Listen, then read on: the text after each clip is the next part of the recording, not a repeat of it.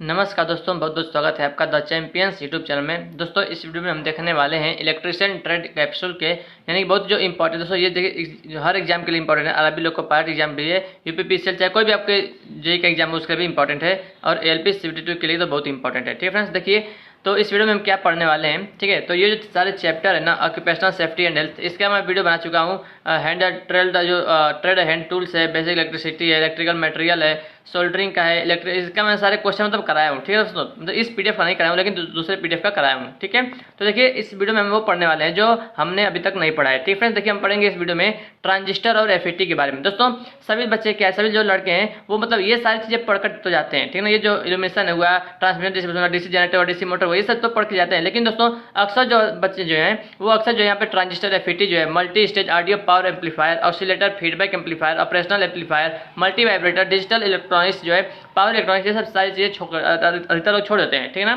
तो हम पढ़ने वाले इस वीडियो में ट्रांजिस्टर और एफईटी के बारे में पढ़ेंगे। ठीक है फ्रेंड्स, तो आइए शुरू करते हैं इसके बारे में।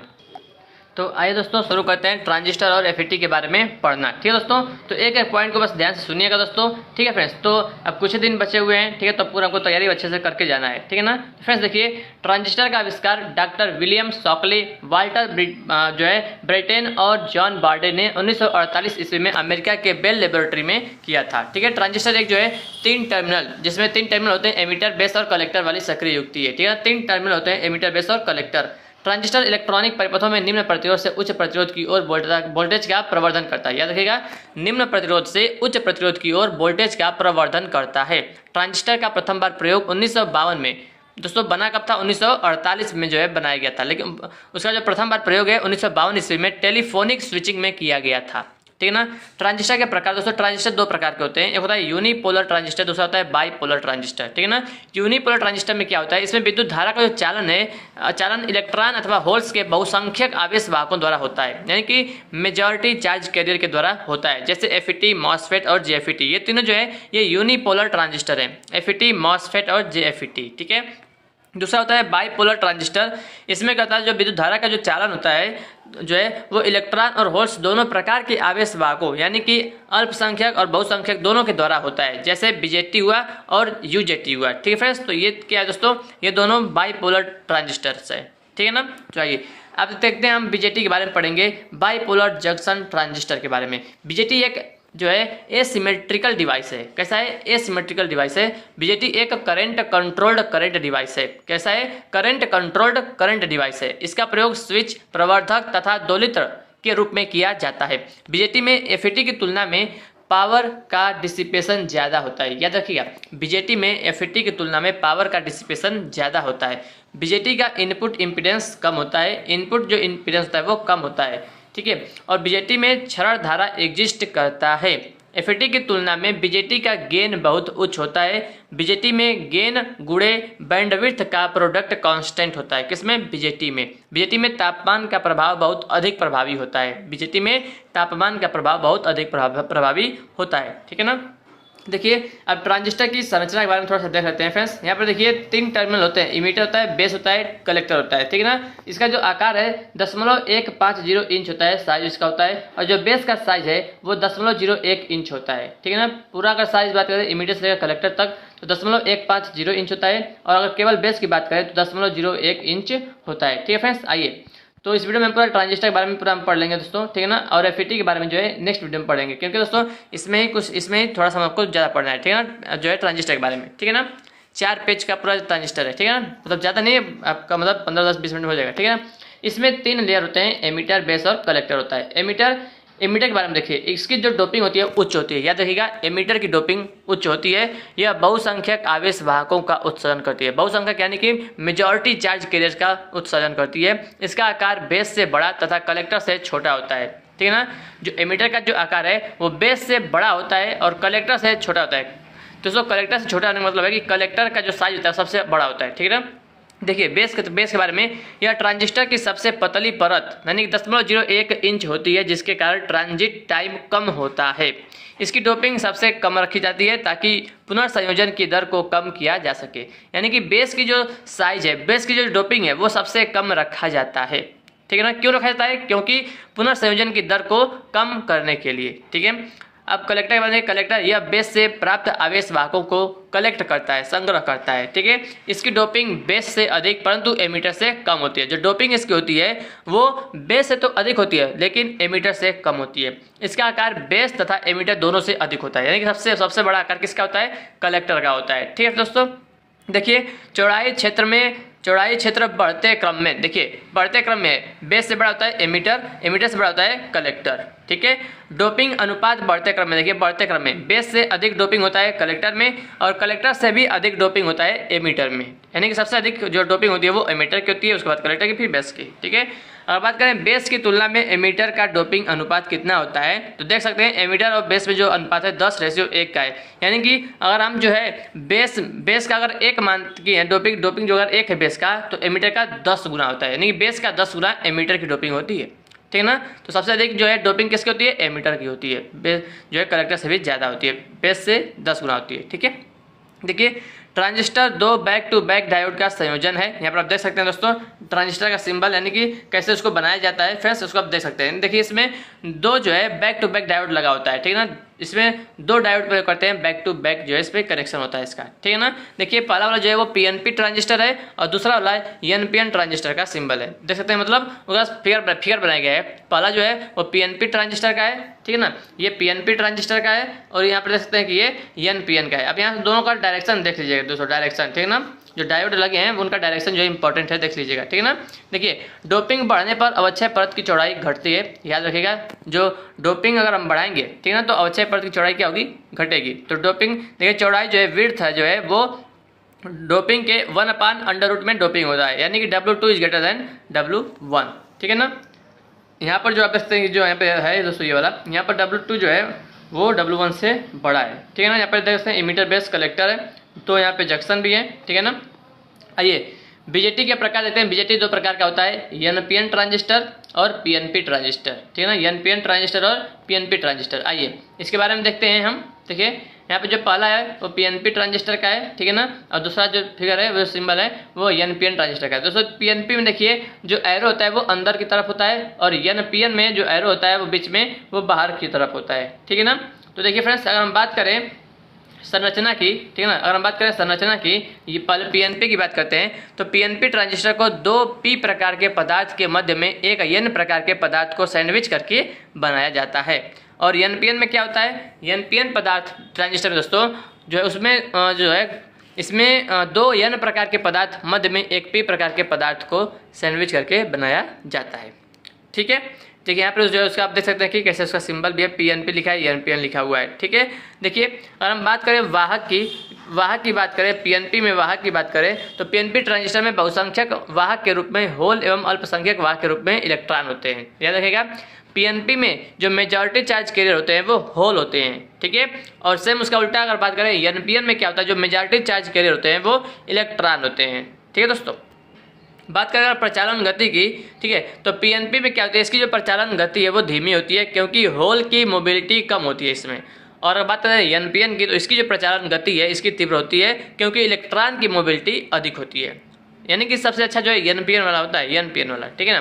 देखिए इसमें क्या होता है, अगर हम बात करें पैकिंग घनत्व की तो पीएनपी का निम्न होता है और एनपीएन का उच्च होता है, ठीक है। बस इतना आप याद रखिएगा दोनों के बारे में, पीएनपी और एनपीएन के बारे में, ठीक है। उसके बाद हम बात करें दोस्तों की ट्रांजिस्टर के प्रचालन मोड। देखिए ट्रांजिस्टर के प्रचालन मोड यानी कि बहुत इंपॉर्टेंट है दोस्तों, यहाँ से क्वेश्चन बनता है, ठीक है ना। देखिए प्रचालन मोड अगर हम बात करें, सबसे पहले देखिए इसमें आपको देखना क्या है, जो एमिटर बेस संधि है और कलेक्टर बेस संधि है इसको पहले देखना है। अगर एमिटर बेस संधि अग्र बायस है यानी कि फॉरवर्ड बायस है और कलेक्टर बेस संधि पश्च बायस है यानी कि एक फॉरवर्ड है एक रिवर्स है, तो ये जो दोस्तों ये एक्टिव मोड में काम करेगा। जो प्रचालन मोड है वो सक्रिय मोड होगा, ठीक है ना। और इस टाइम अगर वो सक्रिय मोड में काम कर रहा है तो वो जो है प्रवर्धक के रूप में काम करेगा, ठीक है दोस्तों, ठीक है ना। याद रखिएगा दोस्तों, देखिए आपको कैसे याद रखना है, एमिटर बेस संधि अगर बायस है, कलेक्टर बेस संधि पश्च बायस है यानी कि ये फॉरवर्ड बायस ये रिवर्स बायस होगा, तो इस समय ये सक्रिय मोड में काम करेगा, ठीक है ना। सक्रिय मोड में काम करने का मतलब है कि ये एक प्रवर्धक के रूप में काम करेगा, प्रवर्धक के रूप में, यानी कि सबसे अच्छा कंडीशन यही है, ठीक है ना। और अगर दोस्तों देखिए पहला होना चाहिए अगर बायस और दूसरा होना चाहिए फॉरवर्ड बायस, लेकिन अगर एमिटर बेस सेक्शन अगर बायस ही है और लेकिन अगर जो कलेक्टर बेस संधि भी अगर बायस हो गया तो इस समय दोस्तों ये सैचुरेशन मोड कहलाएगा। क्या कहलाएगा? सैचुरेशन मोड पे कहलाएगा दोस्तों। और ये जो है इस समय बंद स्विच के रूप में कार्य करेगा। बंद स्विच यानी कि अगर ये भी अगर हो गया, ये भी अगर हो गया, तो ये बंद स्विच के रूप में कार्य करेगा और इसको क्या करेंगे? सैचुरेशन करेंगे कि वो सैचुरेट हो गया है, अब किसी काम का मतलब नहीं है। ठीक है ना। और अगर दोस्तों अगर एमिटर बेस जो संधि है वो पश्च बायस है और बेस जो कलेक्टर बेस है वो भी पश्च बायस है दोस्तों, तो इस समय तो ये जो है खुले स्विच के रूप में कार्य करेगा, ओपन स्विच के रूप में कार्य करेगा। ठीक है ना। और इसको हम क्या कहते हैं? कट ऑफ कहते हैं। क्या कहते हैं? कट ऑफ मोड कहते हैं। ठीक है ना। और अगर दोस्तों एमिटर बेस संधि पश्च बायस है और अगर ये वाला जो है फॉरवर्ड बायस हो गया, यानी कि अगर बायस हो गया, ये पश्च बायस और ये अगर बायस हो गया दोस्तों, तो इसको हम कहते हैं क्या? इनवर्स। क्या कहते हैं इसको? इनवर्स मोड कहते हैं। और इस समय दोस्तों ये किस रूप में कार्य करता है? छीड़क यानी कि अटेनुएटर के रूप में काम करता है। बस यहाँ से ये चीज़ इंपॉर्टेंट है चारों। ठीक है ना। चलिए अब उसके बाद हम आगे देखते हैं कॉमन बेस अभिविन्यास के बारे में, कॉमन बेस कॉन्फ़िगरेशन। ठीक है ना। यहाँ पर इसका आप फिगर इसका देख सकते हैं। यहाँ पर जो फिगर है ये कॉमन बेस कॉन्फ़िगरेशन का है। ठीक है ना। यानी फ्रेंड्स ये जो यहाँ पर बेस जो आपको यहाँ बेस ये टर्मिनल दिख रहा होगा बेस वाला, ठीक है ना, इसको जो है यहाँ पर दो वोल्टेज सोर्स लगाकर जो है उसको कॉमन कर दिया गया है। ठीक है ना। और यहाँ पे इसका थोड़ा सिंबल बनाया गया है PNP। ठीक है ना। चलिए इसको आप फिगर बस ध्यान से देख लीजिएगा और कुछ नहीं ज़्यादा। ठीक है ना। और उसके बाद देखते हैं आगे। देखिए कॉमन बेस में धारा घनत्व, धारा जो लाभ होता है कॉमन बेस में धारा लाभ, ये फार्मूला इसका इंपॉर्टेंट है। अल्फा बराबर IC/IE। ठीक है। तो अल्फा का मतलब है करंट गेन बोलते हैं, करंट गेन यानी कि धारा लाभ। ठीक है ना। फार्मूला क्या है? IC यानी कि कलेक्टर करंट और बटे में होता है इमीटर करंट। ये फार्मूला इंपॉर्टेंट दोस्तों। ठीक है ना। ऊपर होता है कलेक्टर करंट, नीचे होता है इमीटर करंट। ठीक है ना। देखिए अल्फा का फार्मूला क्या होता है? IC - ICBO/IE। ठीक है ना। IC यानी कि कलेक्टर करंट है। ठीक है ना। और ICBO मतलब जो कलेक्टर बेस का जो मतलब जो करंट है जो जंक्शन के साथ O के साथ में रहेगा वो, और बचा मतलब अपन में है IE यानी कि इमीटर करंट। ठीक है दोस्तों। तो धारा लाभ का फार्मूला कॉमन बेस में यही होता है IC/IE और लीकेज धारा के साथ में ये वाला होता है। ठीक है ना। अल्फा का मान हमेशा यार दोस्तों 1 से कम होता है। अल्फा का मान हमेशा 1 से कम होता है। अल्फा यानी कि धारा लाभ का मान 1 से कम होता है। अब बात करते हैं दोस्तों कॉमन बेस अभिविन्यास के अभिलक्षण के बारे में। ठीक है ना। अभिलक्षण के बारे में यानी कि इसके कैरेक्टरिस्टिक्स के बारे में। ठीक है ना। तो इसमें क्या होता है? देखिए IE एवं VEB यानी कि emitter base voltage, emitter current और इमीटर बेस वोल्टेज के बीच जो कलेक्टर बेस वोल्टेज को नियत मानकर जो है ये फिगर, ये इनपुट जो है अभिलक्षण जो है खींचा जाता है। ठीक है ना। ये इनपुट जो है अभिलक्षण खींचा गया है। ठीक है ना। इसमें जो इनपुट प्रतिरोध होता है दोस्तों, इनपुट प्रतिरोध जो है वो डेल VEB/डेल IE होता है, यानी VCB क्या है? कांस्टेंट होता है दोस्तों। यहाँ पे कॉमन बेस अभिविन्यास का इनपुट अभिलक्षण डायोड के अग्रबायस अभिलक्षण के समान होता है। बस इतना याद रखिएगा कि कॉमन बेस अभिविन्यास का इनपुट अभिलक्षण डायोड के अग्रबायस अभिलक्षण के समान होता है। अगर बात करें आउटपुट अभिलक्षण को, तो इसमें क्या होता है? IC एवं VCB के बीच IE को नियत मानकर जो है आउटपुट अभिलक्षण खींचा जाता है। ठीक है ना दोस्तों। देखिए यहाँ पे देखिए आउटपुट प्रतिरोध का फार्मूला होता है VCB/IC यानी कि कलेक्टर करंट। कॉमन बेस अभिविन्यास का आउटपुट अभिलक्षण को कांस्टेंट करंट सोर्स कहा जाता है। बहुत इंपॉर्टेंट है। कॉमन बेस अभिविन्यास का आउटपुट अभिलक्षण को कांस्टेंट करंट सोर्स कहा जाता है। ठीक है ना। अब देखिए ये तो हो गया, इसके पहले हमने पढ़ लिया कॉमन बेस। ठीक है ना। उसके बाद जो है कॉमन इमीटर वाला है दोस्तों। इसमें जो इमीटर वाला है ना, जो यहाँ पे जो आपको देख सकते हैं फ्रेंड्स, यहाँ पर जो इमीटर वाला जो यहाँ पर ये इमीटर वाला है इसको जो है कॉमन कर दिया गया है VBE और VCE के साथ। ठीक है ना। इसको कॉमन यानी कि जो जिसको हम कॉमन करते हैं वही कॉन्फ़िगरेशन का नाम होता है, कॉमन इमीटर अभिविन्यास। इसमें जो धारा लाभ का फार्मूला होता है बीटा बराबर IC/IB होता है। ठीक है ना। IC यानी कलेक्टर करंट बटा में बेस करंट। ठीक है। और लीकेज धारा के साथ ये वाला होता है IC - ICEO/IB होता है। इसमें बीटा का मान है वो 1 से अधिक होता है। बीटा यानी कि कॉमन एमीटर धारा लाभ। ठीक है ना। इसका मान 1 से अधिक होता है। किसमें याद है? कॉमन एमीटर में जो धारा लाभ है वो 1 से अधिक होता है, लेकिन कॉमन बेस में जो धारा लाभ था वो 1 से कम था। ठीक है ना। तो याद रखिएगा बीटा का मान 1 से अधिक टिपिकली दोस्तों 50 होता है। 1 नहीं होता, मतलब 1 से अधिक होता है, मतलब 50 होता है। ठीक है। देखिए यहाँ पे इनपुट अभिलक्षण और आउटपुट अभिलक्षण। जो इनपुट अभिलक्षण होता है वो IB एवं VBE के बीच VCE को नियत मानकर बनाया जाता है, और जो आउटपुट अभिलक्षण है वो IC एवं VCE के बीच IB को नियत मानकर बनाया जाता है। ठीक है। यहाँ पर ये दोनों इसका फिगर बनाया गया है दोस्तों। ठीक है ना। बस याद रखिए कॉमन एमिटर अभिविन्यास का इनपुट अभिलक्षण डायोड के अगर बायस अभिलक्षण के समान होता है और धारा गेन जो है का निर्धारण कॉमन एमिटर अभिविन्यास के आउटपुट अभिलक्षण से किया जाता है। ठीक है, उसके बाद कॉमन कलेक्टर अभिविन्यास आता है दोस्तों। यहाँ पे जो है कलेक्टर को जो है कॉमन करके जो है बनाया गया है और इसमें जो धारा लाभ होता है उसको हम गामा से दर्शाते हैं, IE/IB होता है, IE/IB होता है। ठीक है, तो इसमें गामा होता है, IE/IB होता है। ठीक, इसमें जो है इनपुट अभिलक्षण आउटपुट अभिलक्षण जो है ये यहाँ पर है। ठीक है, चलिए इसमें से तो मुझे लग रहा है ज़्यादा इंपॉर्टेंट यहाँ से ये पूछेगा, बस ये वाला इंपॉर्टेंट दोस्तों याद रखिएगा। ठीक है ना, कि अल्फा बीटा और गामा में संबंध क्या होता है। तो अल्फा बराबर होता है बीटा/1 + बीटा, ठीक है ना, और बीटा बराबर होता है अल्फा/1 - अल्फा। ठीक है, और गामा बराबर होता है 1 + बीटा और गामा बराबर 1/1 - अल्फा। ये तो मोस्ट इंपॉर्टेंट है, इसको जितना आप पढ़ेंगे दोस्तों कम है। ठीक है ना, क्योंकि ये यहाँ से जरूर क्वेश्चन दोस्तों आता है। बस आपका ये रिलेशन ही पूछता है कि बताइए अल्फा बराबर क्या होता है, बीटा बराबर क्या होता है, ठीक है ना, गामा बराबर क्या होता है। तो याद रखिएगा अल्फा बराबर बीटा/1 + बीटा होता है, बीटा बराबर अल्फा/1 - अल्फा होता है और गामा बराबर 1 + बीटा होता है और गामा बराबर 1/1 - अल्फा होता है। ठीक है ना, तो ये संबंध बहुत ही इंपॉर्टेंट है। ठीक है, आइए आगे बढ़ जाते हैं। अब देखिए यहाँ पे जो IE हो यानी कि जो इमीटर करंट है वो collector current plus base current के इक्वल होता है। ठीक है ना, जो इमीटर करंट होता है वो कलेक्टर करंट और बेस करंट के योग के बराबर होता है और IC बराबर होता है बीटा/IB यानी कि बीटा गुणे बेस करंट। IC बराबर जो कलेक्टर करंट होता है वो बीटा गुणे बेस करंट के गुणनफल के बराबर होता है और ICEO बराबर होता है 1 + बीटा ICBO होता है। बहुत इंपॉर्टेंट है ये वाला ये पूछ देता है एकदम सेम टू सेम, ये वाला क्वेश्चन आया था एक बार। ICEO बराबर 1 + बीटा ICBO। ठीक है, देखिए लीकेज धारा ICBO पर ताप का प्रभाव, जो ये जो फ्रेंड्स ICBO है ये लीकेज धारा है, इस पर ताप का क्या प्रभाव पड़ता है तो वही देखते हैं। देखिए लीकेज धारा रिवर्स बायस कलेक्टर जंक्शन में माइनॉरिटी कैरियर के प्रभाव के कारण होती है। किसके कारण होती है?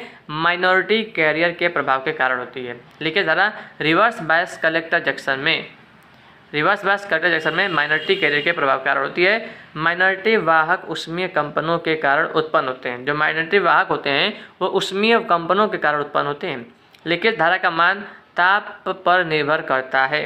लीकेज धारा 10 डिग्री सेल्सियस ताप बढ़ने पर लगभग 2 गुनी हो जाती है। अगर दोस्तों लीकेज धारा जो है मान लीजिए कि 20 डिग्री सेल्सियस पे जो है मान लीजिए कि अगर 1 एम्पियर है लीकेज धारा मान लीजिए तो 20 डिग्री सेल्सियस पे दोस्तों यानी 20 पर अगर 1 एम्पियर है तो 30 पे वो 2 एम्पियर हो जाएगी यानी कि लगभग 2 गुनी हो जाती है।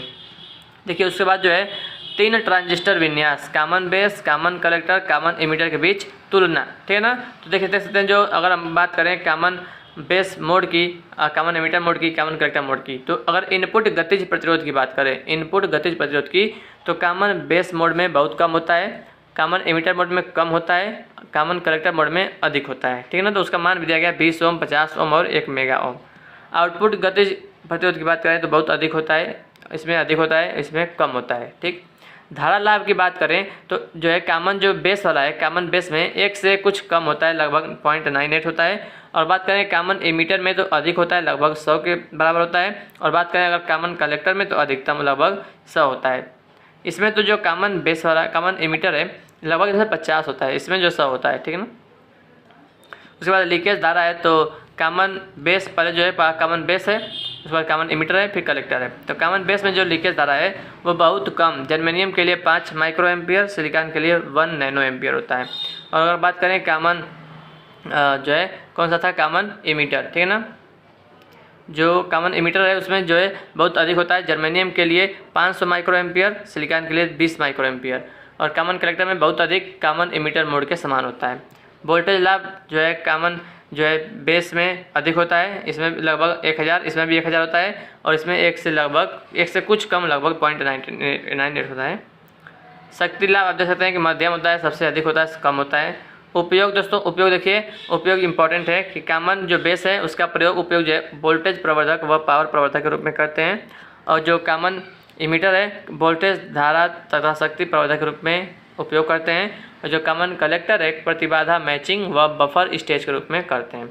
Phase shift between input to output याद रखिएगा, कॉमन बेस का 0 डिग्री, कॉमन एमिटर का 180 डिग्री।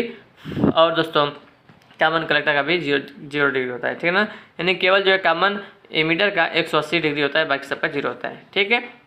अब देखिए कॉमन बेस ट्रांजिस्टर प्रवर्धक के गुण तथा दोष। तो यहाँ से क्वेश्चन आ सकता है दोस्तों, पूछ लेगा कि बताइए कि निम्न में से कौन सा कॉमन बेस ट्रांजिस्टर के प्रवर्धक के गुण और दोष हैं, ठीक ना। तो याद रखिएगा कि इसका वोल्टेज गेन अधिक होता है, यह उच्च आवृत्तियों पर कार्य कर सकता है। कॉमन बेस ट्रांजिस्टर का धारा लाभ 1 से कुछ कम होता है और लीकेज धारा जो बहुत कम होती है, लीकेज धारा बहुत कम होती है, ठीक है। देखिए कॉमन एमिटर ट्रांजिस्टर प्रवर्धक के गुण तथा दोष। इसके वोल्टेज तथा धारा लाभ उच्च होते हैं। इसका शक्ति लाभ कॉमन बेस तथा कॉमन कलेक्टर मोड से अधिक होता है। इसका प्रयोग कैस्केडिंग में होता है। इसका आवृत्ति अनुक्रिया वक्र कॉमन कलेक्टर तथा कॉमन बेस से खराब होता है। उसके बाद तीसरा है कॉमन कलेक्टर ट्रांजिस्टर प्रवर्धक के गुण तथा दोष, ठीक है ना। इसका धारा लाभ उच्चतम होता है। इसका इनपुट प्रतिरोध उच्च तथा आउटपुट प्रतिरोध निम्न होने के कारण प्रतिबाधा मैचिंग में प्रयुक्त किया जा सकता है। इसका वोल्टेज गेन 1 से कम होता है, ठीक है। अब देखिए बायसिंग के प्रकार, टाइप्स ऑफ बायसिंग। तो बायसिंग विधि देखिए, पहला बायसिंग विधि है बेस प्रतिरोधक बायसिंग है, इसको कहते हैं स्थिर बायसिंग भी कहते हैं, ठीक है ना। तो इसका ये फिगर है, बायसिंग का सर्किट बनाया गया है, बस इसका बस यही इंपॉर्टेंट है और कुछ ज़्यादा इंपॉर्टेंट नहीं है, ठीक है। फीडबैक प्रतिरोधक बायसिंग है, इसको कलेक्टर बेस बायसिंग भी कहते हैं। ये इसके बाद एमिटर प्रतिरोध बायसिंग है दोस्तों, इसका फिगर है, ठीक है। ट्रांजिस्टर की पैकेजिंग के प्रकार दोस्तों देख लीजिए, ठीक है। पहला चित्र यहाँ पर चित्र देख सकते हैं, ठीक है। पहला देखिए षटभुजाकार है, प्लास्टिक पैकेजिंग है। दूसरा है सिरेमिक पैकेजिंग, इसको ये अर्धगोली होता है और ये जो है षटभुजाकार होता है, ठीक है ना। देखिए प्रयोग पदार्थ जो है प्लास्टिक पैकेजिंग में प्लास्टिक प्रयोग करते हैं और सिरेमिक पैकेजिंग में सिरेमिक चीनी मिट्टी का प्रयोग करते हैं, ठीक है। और यहाँ पर धात्विक पैकेजिंग भी है, इसमें धात्विक पीतल लोहे का इस्तेमाल करते हैं। और उसके बाद पावर ट्रांजिस्टर पैकेजिंग है, इसमें हम पीतल अथवा भी लोहे का इस्तेमाल करते हैं, ठीक। उसके बाद देखिए हम अगर बात करें आईसी नंबर का, तो और जो बात करें प्लास्टिक पैकेजिंग का आईसी नंबर, तो ये सब होता है BF194, BF195, BC148, BC154। यहाँ से क्वेश्चन नहीं बनता है दोस्तों, ठीक है ना। उसके बाद हम अगर बात करें, देखिए अब बहुत ही मोस्ट इंपॉर्टेंट है हीट सिंक के दोस्तों। हीट सिंक होता क्या है दोस्तों, देखिए हीट सिंक मैं इसको थोड़ा छोटा कर देता हूँ। देखिए हीट सिंक क्या होता है दोस्तों, हीट सिंक का प्रयोग पावर एम्प्लीफिकेशन के लिए, इसको आप देखे भी होंगे। हीट सिंक का प्रयोग पावर एम्प्लीफिकेशन के लिए प्रयुक्त ट्रांजिस्टरों में ताप को अवशोषित करने में किया जाता है। इसका इंपॉर्टेंट कार्य यही है, ताप को अवशोषित करना, क्योंकि इसमें अधिक धारा प्रवाहित होती है। ट्रांजिस्टरों में काफ़ी अधिक धारा प्रवाह के कारण उनका तापमान काफ़ी बढ़ जाता है, जिससे उसमें शीघ्र ही थर्मल रनवे की प्रक्रिया स्थापित हो जाने की संभावना पैदा हो जाती है, जिससे ट्रांजिस्टर नष्ट भी हो सकता है। थर्मल रनवे से बचाने के लिए ट्रांजिस्टर के ऊपर धातु कवर चढ़ाए जाते हैं, जो हीट सिंक के रूप में कार्य करते हैं, जिससे उत्पन्न ऊष्मा शीघ्रता से वातावरण में विसर्जित होती रहे, ठीक है। तो ये होता है हीट सिंक, ठीक है दोस्तों। यहाँ तक हमने ट्रांजिस्टर का जितना भी इंपॉर्टेंट पॉइंट था, ठीक है फ्रेंड्स, वो कंप्लीट कर दिया हूँ, ठीक है दोस्तों। अगर जो है मतलब नेक्स्ट वीडियो में हम पढ़ेंगे दोस्तों फील्ड इफेक्ट ट्रांजिस्टर के बारे में, ठीक है दोस्तों। फील्ड इफेक्ट ट्रांजिस्टर के बारे में बहुत ही कम लोग पढ़ के आते हैं दोस्तों, यहाँ से क्वेश्चन जरूर आएगा, ठीक है दोस्तों।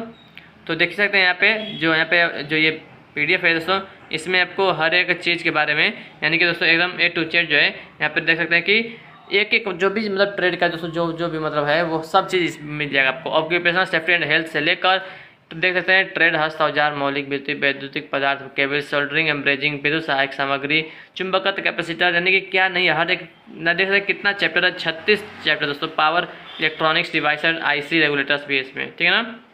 तो पूरा ट्रेड जो है इसी में दोस्तों आपको मिल जाएगा, ठीक है। पूरा 212 पेज का दोस्तों ये पूरा PDF है, ठीक है ना। तो यानी कि हर एक चीज़ के बारे में आपको यहाँ पे कहीं भी और खोजने की जरूरत नहीं पड़ेगा, ठीक है दोस्तों। तो थैंक यू सो मच इस वीडियो को देखने के लिए आप लोगों का बहुत बहुत धन्यवाद।